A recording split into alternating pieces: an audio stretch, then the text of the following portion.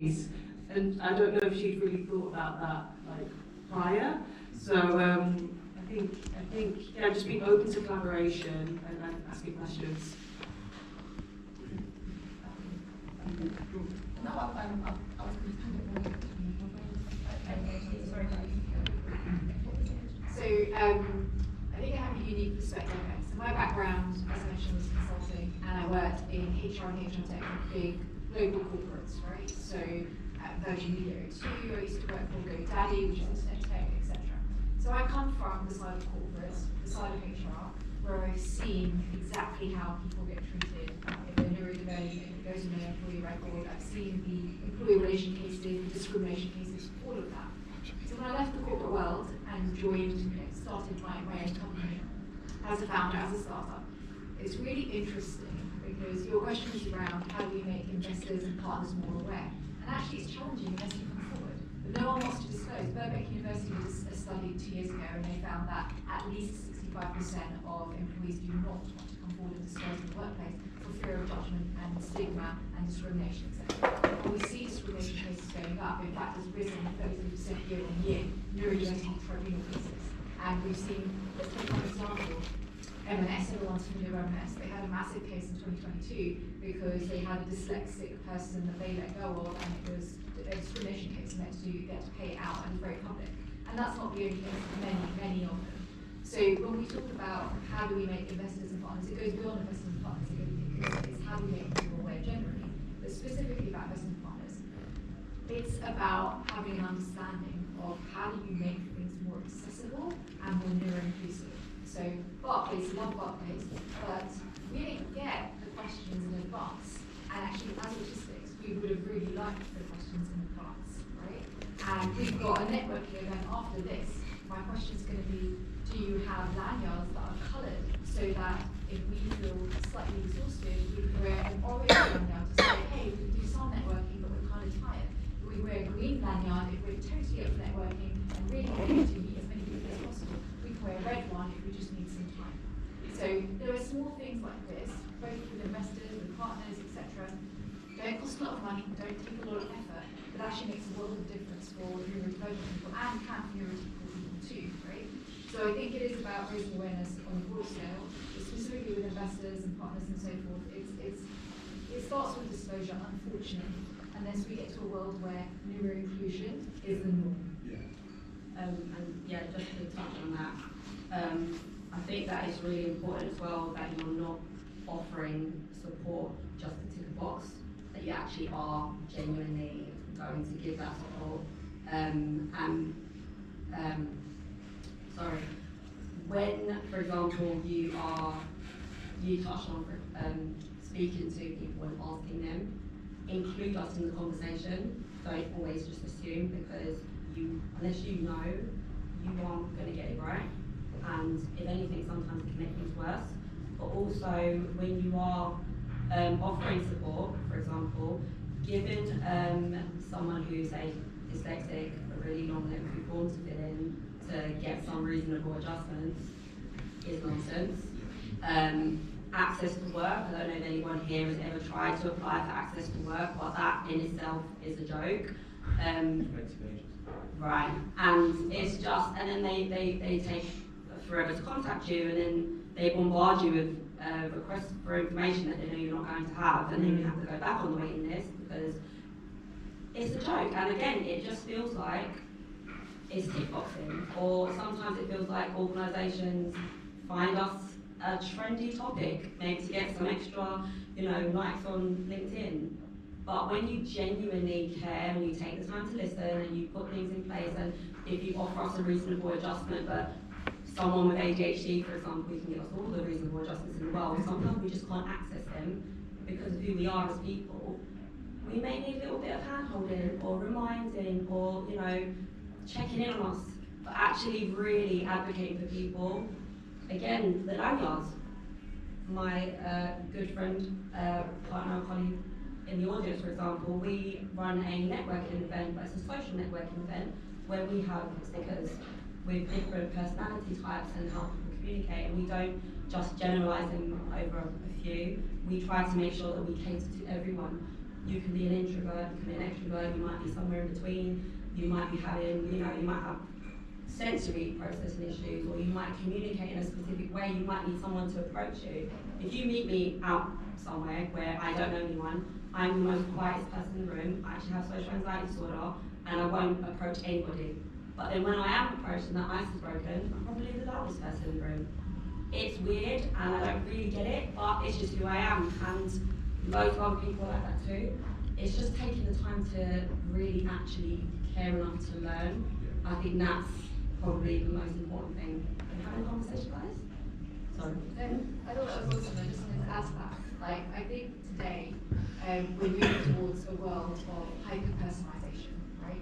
If you look back, like in the last couple of decades, for example, how many of you in your workplace, wherever that is, have gone through, let's say, onboarding and you've gone through some training, I don't know, anti-security bribery training or something like that? How many, just show of hands, like how many of you have gone through something like that? Okay, and how many of you get a choice of how you want to absorb that information? I.e., you get to choose whether you want to watch a video or read a document or listen to a podcast on it. Or how many of you just get a blanket, this is the training that you're going to take? Which is it? This is the training you're going to take? Or do you get to choose? But PDF or video. Yeah, that's it. So, There's no listening or anything. okay, so 2 decades ago, there's a blanket approach around this is how it's done for everybody. Now, we're starting to move towards hyper-personalization, which is we're looking at individuals, back to the barcode scenario, we're looking at individuals understanding that we're all different. It doesn't matter about the labels, whether you're neurotypical or neurodivergent. It's understanding that we absorb information differently, we work differently, we are different people, and therefore we need to have methods in place that are open to us and accessible to us to promote that hyper-personalization. And 2 options doesn't even scratch the surface. You could be someone who really likes text, but maybe you need slightly less text, or you need things bullet pointed. You might need to be someone who needs to hear someone speak, or you may be someone who needs to see someone speak, or you might need to see visuals that are maybe whiteboard learning, or like you say, podcasting, and those are just a few. I could have to be here all day. But yeah, 2, it's nice that they've given you that option, but it's again, for me, it feels like a tick box. If you really cared, you would take the time to learn all of those examples that I've given, and there's so many more. Yeah.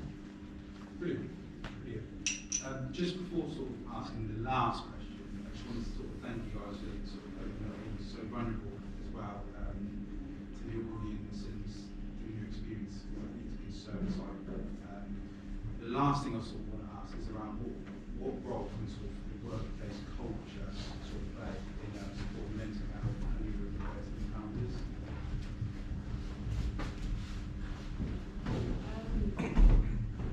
I think giving people grace is incredibly important. I've touched on a lot of this already. But I get really dysregulated, and I get obsessed with finishing a task, and I end up doing a lot of tasks. And I have a colleague that I mentioned before, Andrew, and when I get really dysregulated, because he's got ADHD, he will have a session with me for like 30 minutes. Just let me talk it out, and then I can just restart. So I think like just normalising a burnout and normalising, like, I guess it's an autistic breakdown I'm probably having, and he never ever makes me feel any shame for feeling those emotions. So I think just giving your colleague grace is really important. Reasonable adjustments that are really simple, again, normalising them. For example, I used to joke with my boss about the fact that I started an hour after everyone else, but I get really hyper-focused, so I'm likely to work through my lunch. I also go home, and if I'm really enjoying a task, I'm going to go home and I'm going to be working for most of the evening because I love what I do.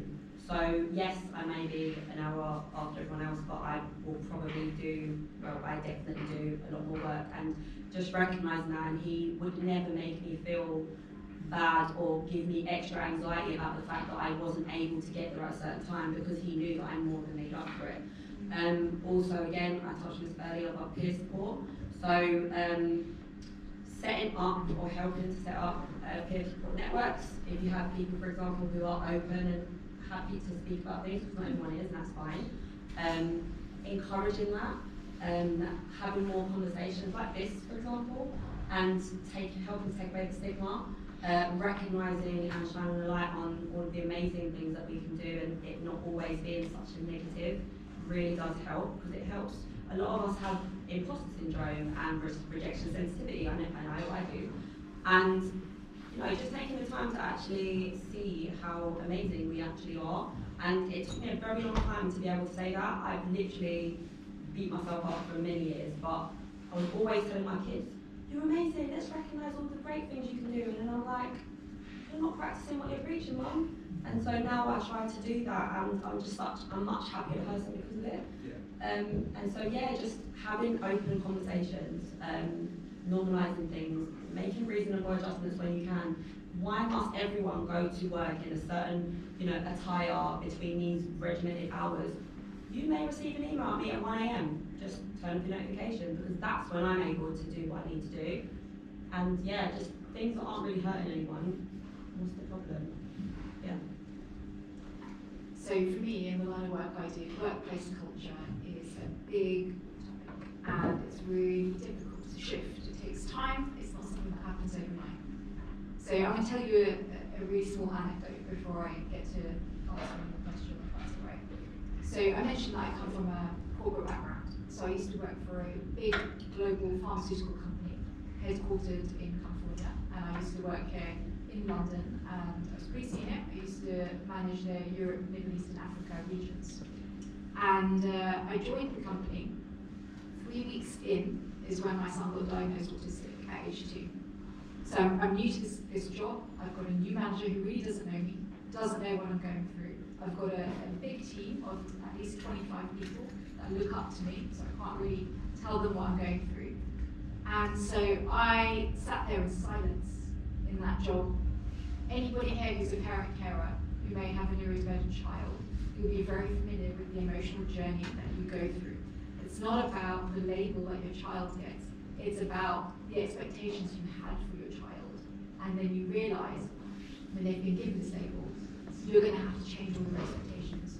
You go through a grieving process. Again, not about the label, but about the expectations that you had subconsciously placed on your own child.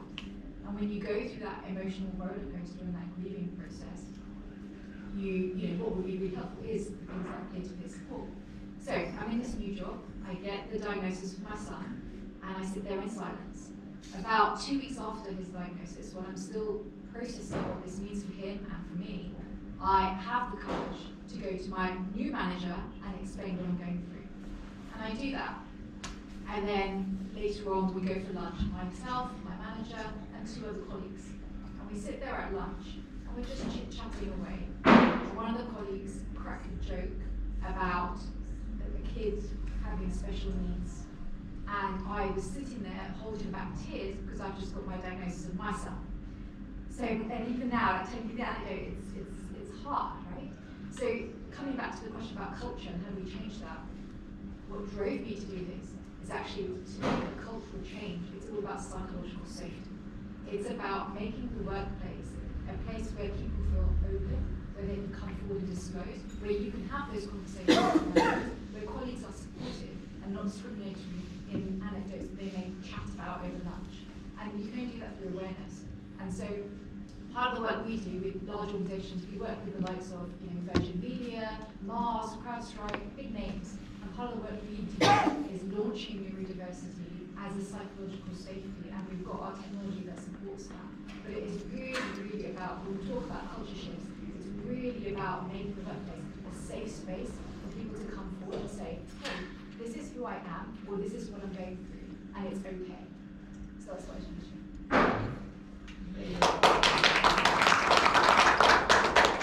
Brilliant. Well, I think that's a lovely way to end it. I want to thank all three of you for all your time today, exploring your journey. It's been great to be able to understand it all. I hope we're able to do more of these and you guys back again. But yeah, a last round of applause.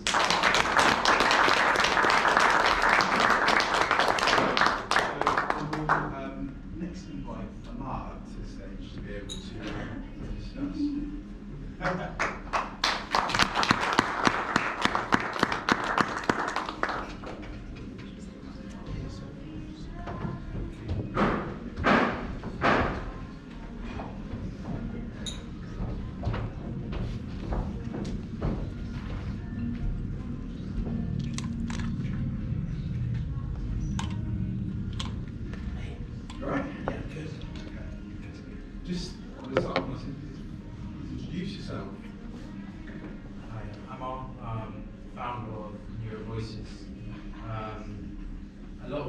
heard today is the reason why a lot of my story is similar. Very much entrepreneurial background. I was dyslexic at school. I was bullied very early on. I was told I was stupid from my teachers. At a very young age, I was like imposter syndrome, and always had a belief that I was different. Growing up, it was difficult because my dad sort of his idea of dyslexia was just get over it, or he doesn't believe in it whatsoever. So, at the age of 11, I ran away. I came to London, come to the big bright lights. Thought it was a great idea to run away and live on the street for 3 months. But coming back to me, very much entrepreneurial. I started my first frozen yogurt business. Went to Rio de Janeiro, fell in love with frozen yogurt. Decided to bring it back to the UK. So I have dyslexia. I didn't get diagnosed at university, which is way too late. I apologise, I didn't get you the questions earlier. My dyslexic brain and organisation, that's why my team will be reorganising for some joints to the organisation. But I find being dyslexic and even with my wife, the amount of times she tells me off because I put myself down, like when talking about the win list, like if something, like a good event now, some of the things I'll be kicking myself because the screen's not working. But then she says, do you want your daughter to hear you, to be saying that sort of thing? So, yeah, so the way I think is very much in a 3D, 4D, different type of way. Dyslexia, like missing out words, I don't fit in a corporate career, to be honest, because corporates don't understand dyslexia, and it's a challenge to change that corporate behaviour. There's so much discrimination going on. Don't know what else. Done a lot of work on my mindset. Worked on potholes. Went to the States. And was doing Wim Hof, so I've done a bit of Wim Hof as well. So I find a lot of people with neurodivergence. It's about 60% for depression. So it's about 50 to 60. It might be higher than some.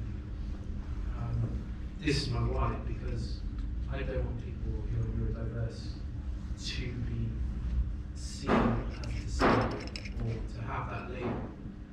It's a superpower. Yes, it's a challenge, but they can do things that most other people can't do.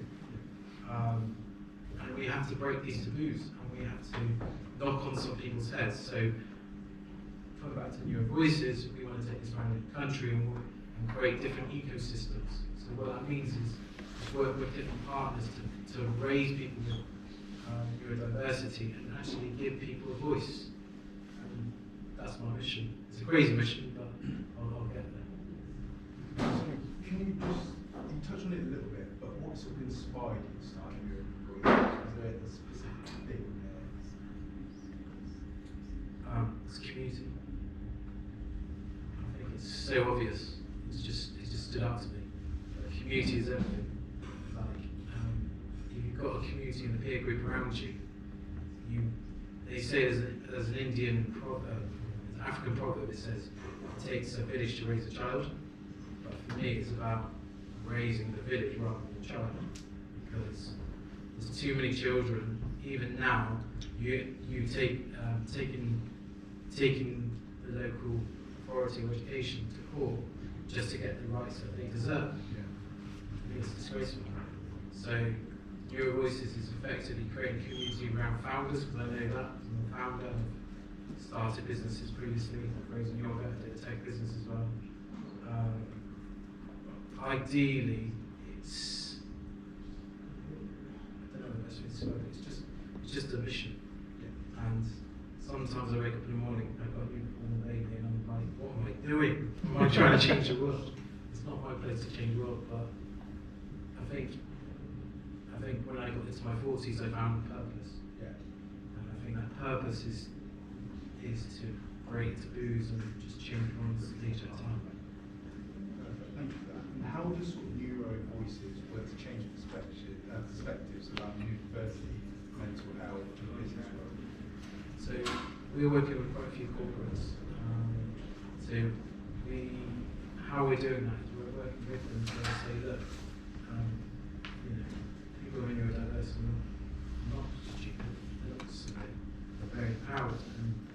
within every workplace, if we say for dyslexia, 20% of the workforce is dyslexic. So between 10 to 15%, but because 75% of dyslexic people are undiagnosed, we don't truly know how much. So how we work with corporates is very much collaborative, and we put in events like Barclays, partnered with Dell, and there's a lot of different organisations that we partner with to, it's not just organisations, so we have to think there's different communities out there, different groups, working everything together.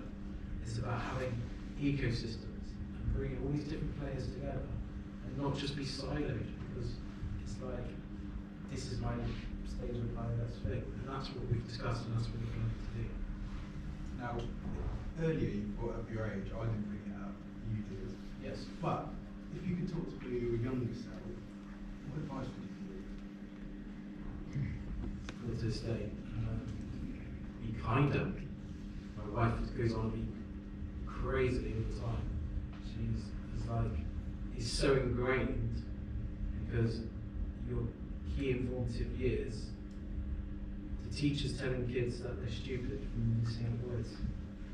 I just think it's unacceptable, and I think it would be kind to myself, to be honest. And there's different ways that, like meditation, there's different ways I've adopted things, but even it's still a struggle to this day. Like when you get criticism or when you get feedback, like totally meant it's like, and I found it exhausting putting on things. And like having a conversation with someone earlier, they said, "Why are you doing an event?" I was like, because it's the best way to spread the message. And as a founder yourself, how do you sort of maintain that balance between the demands of business and also taking care of things now? To be truly honest, I don't, because my home life is a bit hectic because I've got a newborn baby, so you've got lack of sleep, a startup, trying to fundraise, and it's a dangerous cocktail. And on top of that, you've got your negative chat voice. So I just go to the gym. Start going to the gym. That's really helped my mind. It sounds really silly, but I stop myself from going to the gym. But as soon as I go to the gym, it's like it rests my mind. I'm tired, but Now, what advice would you give to sort of other entrepreneurs who are navigating sort of the entrepreneurial journey in their mental health journey? this is quite multifaceted, to be honest with you.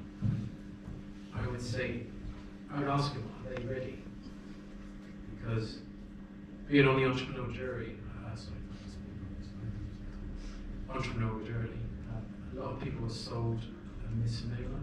What that means is they're sold a dream that if you do a startup, you're going to become a billionaire. It's not. It's the most loneliest journey, and that's why 90%, is it 95? Or there's a really high percentage of startups that fail. So, and this comes back to mindset. And yeah, it's a struggle, to be honest. And if anyone that tells you that building a startup isn't a struggle, they're lying to you. Because, and if you think the facts are around being neurodivergent and mental health is also quite high, it's even harder. So what, the question you probably asked, I don't know if I answered it correctly, but I do go off on tangents, it's the ADHD, but to actually regulate yourself, learn to say no, and not try and do everything with degree. I think being dyslexic and ADHD, I was trying to say do everything. That's why you've got to have people do stuff, not try and it's not on you if things don't go wrong. Yes, so that's really great. It's okay if things don't go right. Failure, I think failure, when I spend time in the States, I think failure is more accepted. It is more accepted. So I have to learn with, I think the best advice is to sit with failure. If you sit with failure, then you can go forward. Brilliant. And what are your hopes for neurodiversity, neurovoices in the future?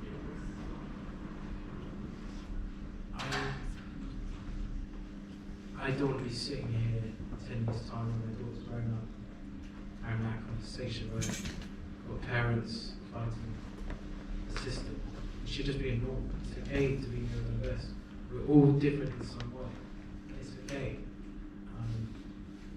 Great work which he's doing,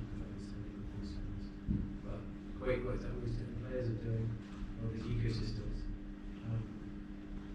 It's just got to become the norm. It's okay. The workforce needs people neurodiverse.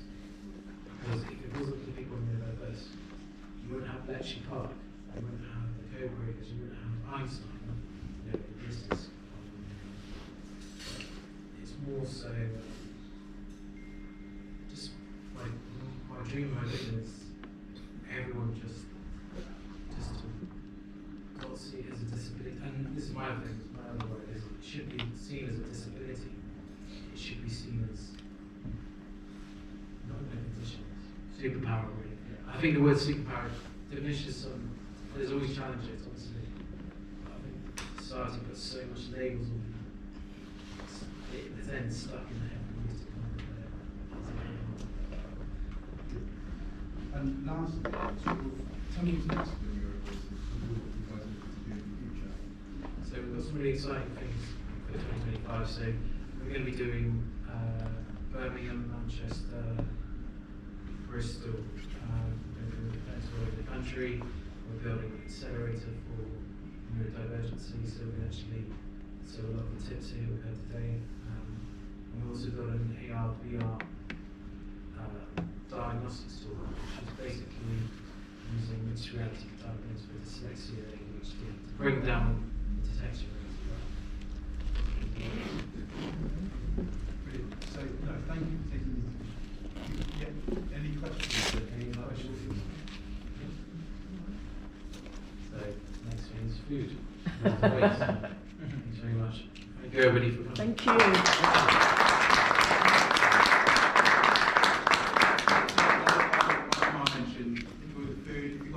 Questions I was sort of lurking about in the facility. But yeah, thank you for coming today, and yeah, hope to see you again. Thank you.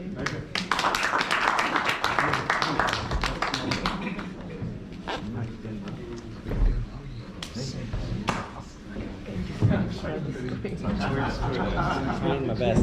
AI, it's not converting very well yet. I've got my,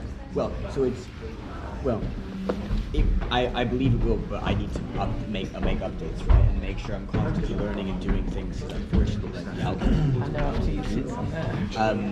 So I think I figured out how to hack my way. So it's more editing, it's more time, but yeah. And I will be churning out less content but it'll be better and it will be crafted better. So it will be different. But no, I appreciate it. You're doing really well. It's last 2 weeks has been weird because it feels like I've achieved nothing and a lot at the same time. Because in the last 2 weeks, mostly I've been working on my personal brand, but that's behind the scenes. So I've done a lot behind the scenes. I've done a lot of updating of what's in here and what's in here. But physically, all I've really done is released a few podcasts and like done a few things on, I've designed and created some things behind the scenes, but physically, outwardly, haven't done that much. And so it's just weird. Like I feel really good, but it's been weird. But that's not. But let me just tell you, that is not what I see. Okay. I see you putting in the hard work, building your brand, building your assets. That's what I see. And I see you just going hard. I'm doing the best. And you're doing the American way. Hard working. It's incredible. It's incredible. I appreciate that. And very often, because we exist in this kind of environment where people like to be very selfish. We're not saying that you're doing too much. It feels like I'm not doing enough necessarily, but a while, bro. Good, man. Good. You were just saying, like, yeah, it's been a weird week. And I've been up to a lot, but behind the scenes, so it's good. But you've been up to a bunch and around, and you've been in the world, and a whole bunch of stuff. It's been a whirlwind of a couple of weeks. Has it been? full quick chance to recognize on that kind of level, or to take it to looking to constantly level things up. Nice. I was just chatting to Cecil before this. I just had a call with him. The event sounded like it's going to be really cool.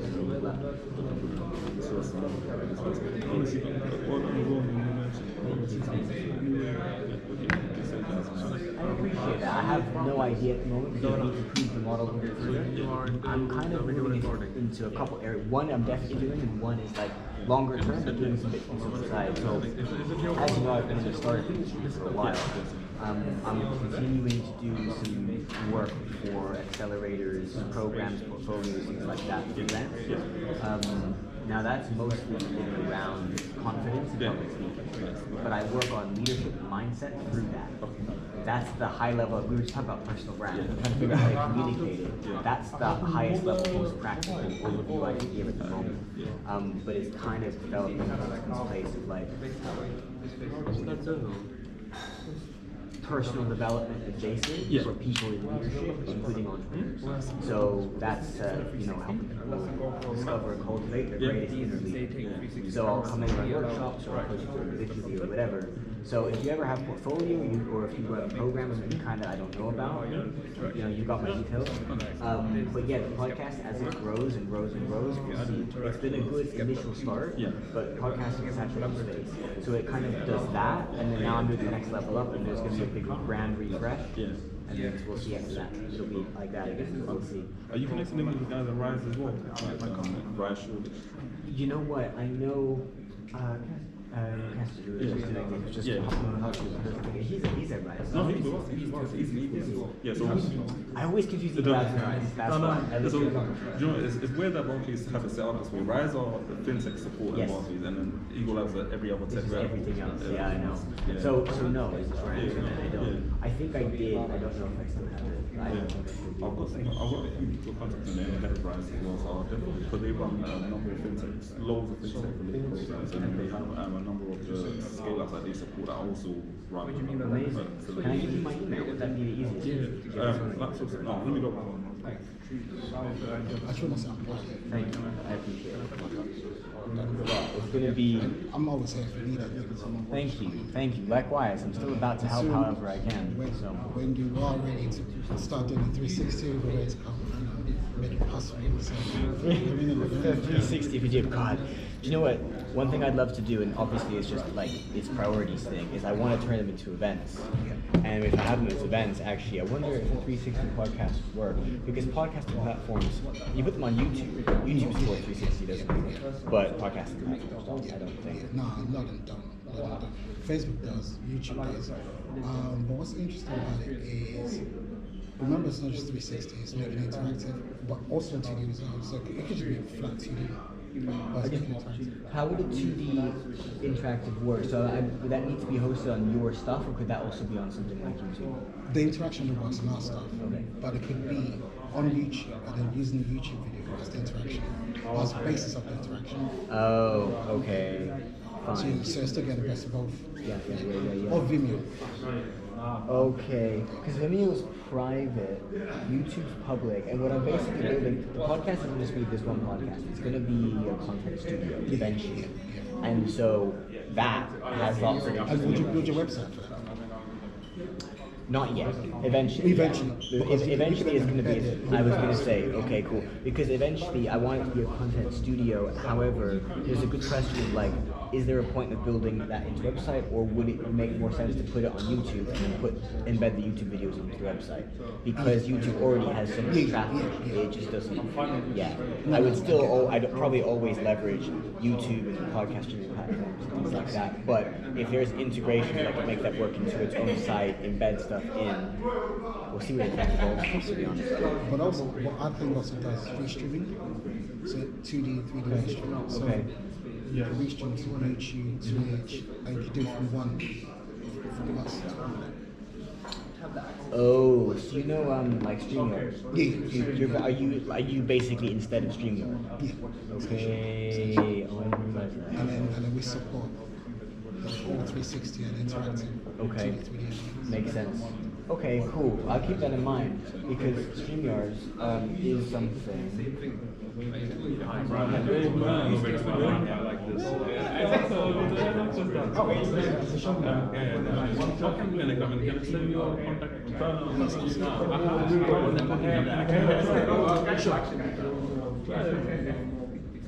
Just writing a little note.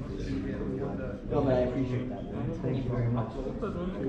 Honestly speaking, there's going to be loads of ways to bring it together. But even this platform, the academy as well, like that, like there's probably going to be loads of opportunities to work with you for new content as well. We're developing, we've got 18 modules and we've still got about another 40, 50 to develop, so there'll be loads of different ways we can collaborate. Okay. I was working hard.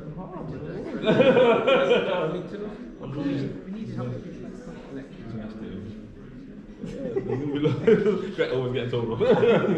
Always no, cool man. Okay, good. Well, look, happy to help you, sir. I'll follow up tomorrow.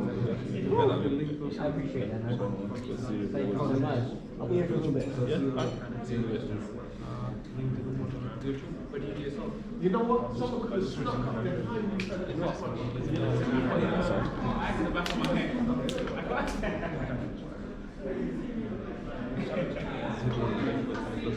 Oh yeah.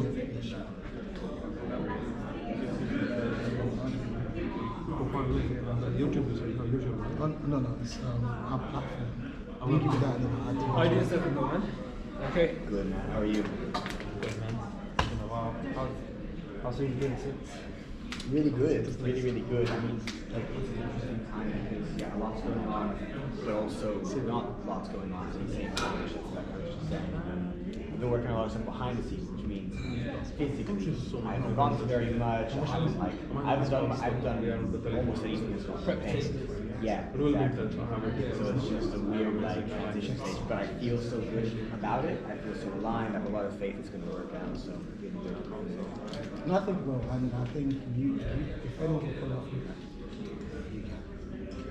I think Two sometimes kinds, man. I Two kinds, I think man. sometimes Two kinds. you are something. So I went into a not joking. No, but But you not know, joking.